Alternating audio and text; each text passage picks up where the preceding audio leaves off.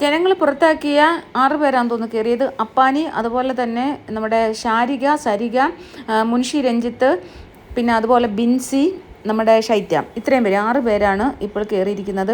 ഈ 6 പേരും സംസാരിക്കുന്നുണ്ട്, പല കാര്യങ്ങളും പുറത്തുനിന്നുള്ള കാര്യങ്ങളൊക്കെ ആൾക്കാരെ അറിയിക്കുന്നുണ്ട്. അപ്പോൾ ഞാനിപ്പം പറയാൻ പോണ കാര്യം എന്ന് പറഞ്ഞാൽ, കലാഭവൻ സരിക അവിടെ ഇരുന്നിട്ട് മേക്കപ്പ് റൂമിലിരുന്ന് മേക്കപ്പ് ചെയ്യുന്ന ആ റൂമിലിരുന്ന് ബിൻസിയുമുണ്ട്. ബിൻസി ഒരുപാട് സംസാരിക്കുന്നില്ല. കലാഭവൻ സരിക ഇരുന്ന് അനീഷിനെ കുറ്റം പറയുന്നുണ്ട്, അതുപോലെ തന്നെ ഷാനവാസിനെ കുറ്റം പറയുന്നുണ്ട്, അനിമോളെ കുറ്റം പറയുന്നുണ്ട്. എന്നിട്ട് പറയുന്നൊരു വാക്ക് അനിമോളും അനീഷും ഒക്കെ ജയിച്ചു കഴിഞ്ഞാൽ PR-ൻ്റെ ബലത്തിലാണെന്ന് പറയുന്നുണ്ട്. അപ്പം നൂറ് വയ്ക്കുന്നത് അനീഷേട്ടന് PR ഇല്ല എന്ന് പറയുന്നു. അപ്പോൾ പറഞ്ഞു, ആര് പറഞ്ഞു അനീഷിന് PR ഇല്ലെന്ന്? അനീഷിനൊക്കെ ഇഷ്ടം പോലെ PR ആണ്. അപ്പോൾ ബിൻസി പറഞ്ഞാൽ എനിക്കറിയില്ല, അനീഷേട്ടന് PR ഉണ്ടോയെന്ന് എനിക്കറിയില്ല. അപ്പോൾ ഇഷ്ടം പോലെ PR ആണ്. അപ്പം എന്താണ് കാരണം? അതെങ്ങനെ ചേച്ചിക്ക് മനസ്സിലായി എന്ന് വെച്ചപ്പോൾ ഈ കലാഭവൻ സരിക പറയുന്നൊരു കാര്യമുണ്ട്, ശുദ്ധ വിവരക്കേടെന്ന് എനിക്ക് പറയാൻ പറ്റൂ. ഈ ആൾക്കാരുടെയൊക്കെ വീഡിയോസ് ഇങ്ങനെ നമ്മൾ കട്ട് ചെയ്ത ആൾക്കാരിടും. ഈ കട്ട് ചെയ്തിടുന്ന ആൾക്കാർക്ക് വേറെ ജോലിയൊന്നുമില്ലേ? അപ്പോൾ അവർ PR ആയതുകൊണ്ടാണല്ലോ ഇത് കട്ട് ചെയ്തിടുന്നത്. അല്ലെങ്കിൽ പിന്നെ ഇവരെന്തിനാണ് പിന്നെ ഈ ആൾക്കാരുടെയൊക്കെ വീഡിയോസ് ഇങ്ങനെ കട്ട് ചെയ്ത് റീൽസൊക്കെ ആയിട്ടിടുന്നതെന്ന്. ഒരു കാര്യം ഞാൻ പറയട്ടെ, ഞാനൊരു അഡ്വക്കേറ്റായിട്ട് 11 വർഷമായിട്ട് ജോലി ചെയ്യുന്ന ഒരാളാണ്. എനിക്ക് അഡ്വക്കേറ്റ് പണി എന്നുള്ളത് ഞാൻ കുറച്ച് മാറ്റി വെച്ചിട്ട് കലാപരമായ കാര്യങ്ങൾക്ക് ഇറങ്ങിയതാണ്. അപ്പോൾ അതുകൊണ്ട് ഈ പ്രാവശ്യത്തെ ബിഗ് ബോസ് സീസൺ 7 പോകാൻ ഞാൻ ആഗ്രഹിച്ച ഒരാളാണ്. കോമണറായിട്ട് മൈജിയിലെ ഒരു ഷോറൂമിൽ പോയി ഇൻട്രൊഡക്ഷൻ വീഡിയോ എടുത്തയച്ച ഒരാളാണ് ഞാൻ. അത് കറക്റ്റായില്ല, ഞാൻ അയച്ചതിൻ്റെ എന്തോ മിസ്റ്റേക്ക്. അപ്പോൾ അതിനെക്കുറിച്ചുള്ള എനിക്കൊരു ഇൻറ്റിമേഷൻ വന്നില്ല, കിട്ടി എന്നുള്ളത്. അപ്പോൾ അതിനുശേഷം ഞാൻ ഇതിൻ്റെ റിവ്യൂ ചെയ്യാനായിട്ട് വന്നു. കഴിഞ്ഞ പ്രാവശ്യം ഞാൻ റിവ്യൂ ചെയ്തതാണ്. കഴിഞ്ഞ വർഷമാണ് ഞാൻ ബിഗ് ബോസിൻ്റെ റിവ്യൂ ആദ്യമായിട്ട് ചെയ്യുന്നത്. എൻ്റെ ചാനൽ ഒരു 4 ഞാൻ കോടതി പോകുന്നതിന് മുമ്പ് ഫുള്ള് ക്യാമറ എടുത്ത് വെച്ചിട്ട് ലാപ്ടോപ്പ് എടുത്ത് വെച്ച് ഫുള്ള് ലൈവ് ഞാൻ റെക്കോർഡ് ചെയ്യുകയാണ് ചെയ്യുന്നത്. എന്നിട്ട് തിരിച്ച് വന്നിട്ട് ഞാൻ ചെയ്ത ഒരു അബദ്ധം എന്ന് പറഞ്ഞാൽ 4 ചെറിയ വീഡിയോസ് ഞാൻ ആ ലൈവിൻ്റെ വീഡിയോസ് അതുപോലെ തന്നെ അപ്ലോഡ് ചെയ്തു യൂട്യൂബിൽ. അങ്ങനെ എൻ്റെ ചാനൽ കോപ്പിറൈറ്റ് സ്ട്രൈക്ക് വന്ന് അടിച്ചുപോയി. പിന്നെ ഞാൻ അപ്പീലൊന്നും കൊടുക്കാൻ പോയില്ല. 25K സബ്സ്ക്രൈബേഴ്സ് ഉണ്ടായിരുന്നു. അപ്പോൾ അങ്ങനെയാണ് ആ ചാനൽ നഷ്ടപ്പെട്ടു.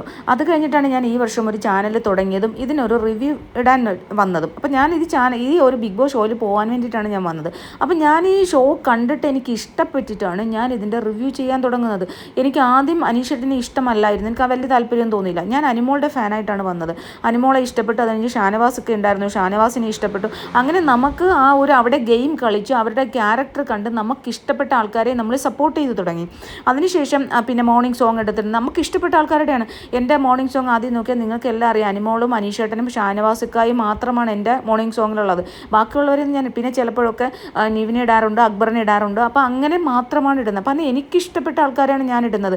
അല്ലാണ്ട് ഞാൻ അവരുടെ PR വാങ്ങിച്ച് കാശ് വാങ്ങിച്ചുകൊണ്ടല്ല, എൻ്റെ ഇഷ്ടമാണ്. ഞാനൊരു ഗെയിം കണ്ട് ഒരു സാധാരണക്കാരിയായ ഞാൻ എൻ്റെ ഹോട്ട്സ്റ്റാറിൽ ഞാൻ ഇത് ചെയ്ത് ചാർജ് ചെയ്ത് ഞാൻ ആ ബിഗ് ബോസ് ഷോ കണ്ട് മുഴുവൻ ലൈവും കുത്തിയിരുന്ന് കണ്ട് അതിൻ്റെ മുഴുവൻ കാര്യങ്ങളും മനസ്സിലാക്കിയിട്ടാണ് ഞാൻ ഓരോ വീഡിയോസ് ഇടുന്നതും. അതിൻ്റെ ഇടയ്ക്കൂടാണ് ഞാൻ ഈ റീൽസൊക്കെ ഇടുന്നത്. അല്ലാണ്ട് അനീഷിൻ്റെ കയ്യിൽ നിന്നോ അനിമോളുടെ കയ്യിൽ നിന്നോ ഷാനവാസിൻ്റെ കയ്യിൽ നിന്ന് കാശ് വാങ്ങിച്ചിട്ടില്ല.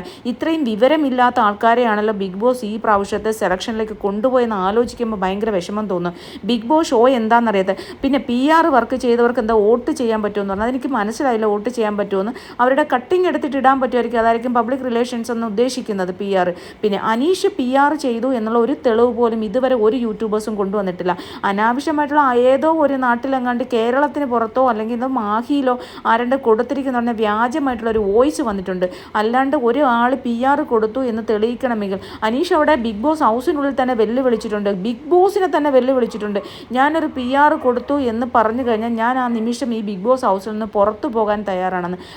അയാളുടെ ഇൻസ്റ്റയിൽ പോലും വേറൊരാളിനെ ഏൽപ്പിക്കാതെ പോയ ഒരാളാണ്. ഒരു ഫോട്ടോയോ ഒരു ഇമേജോ ഒരു സാധനങ്ങൾ ബിഗ് ബോസുമായിട്ട് ചേർന്നിട്ടുള്ള ഒരു അപ്ഡേറ്റോ അയാൾ പോയതിനു ശേഷം അയാളുടെ യൂട്യൂബ് ചാനലിലോ അയാളുടെ എന്താ പറയുക ഇൻസ്റ്റാഗ്രാം അക്കൗണ്ടിലോ വന്നിട്ടില്ല. അപ്പോൾ പിന്നെ എങ്ങനെയാണ് അയാൾ PR കൊടുത്തെന്ന് പറയുന്നത്? വിവരമില്ലായ്മയല്ലേ അത്? ജനങ്ങൾ അടിച്ചു പുറത്താക്കിയിട്ട് പോലും ഒന്നും മനസ്സിലാവുന്നില്ലോ എന്ന് ആലോചിക്കുമ്പോഴേ ഈ കുന്നായ്മയും കുശുമ്പും പരദൂഷണവും മാത്രമാണ് ഇപ്പോഴും കയ്യിൽ. എൻ്റെ ദൈവമേ, സമ്മതിച്ചു കൊടുക്കണം. അപ്പോൾ ഇവരൊക്കെ പറയുന്നത് ഞാനും ഒക്കെ PR എന്നായിരിക്കും കേട്ടോ. നമ്മുടെ ഇഷ്ടത്തിനനുസരിച്ച് നമുക്ക് ഇഷ്ടപ്പെട്ട മത്സരാർത്ഥിക്ക് വേണ്ടിയിട്ടാണ് നമ്മളിത് ചെയ്യുന്നത്. തീർച്ചയായിട്ടും അത് ചെയ്തുകൊണ്ടേയിരിക്കും. നമുക്ക് അങ്ങനെ PR വാങ്ങിച്ച് കാശ് വാങ്ങിച്ചില്ല. നല്ലൊരു പ്രൊഫഷണൽ ഒരാളാണ്. ഈ ബിഗ് ബോസ് എന്ന് പറയുന്ന ഷോ ഇഷ്ടപ്പെട്ടത് കൊണ്ടാണ് അതിൻ്റെ റിവ്യൂ ചെയ്യുന്നത്.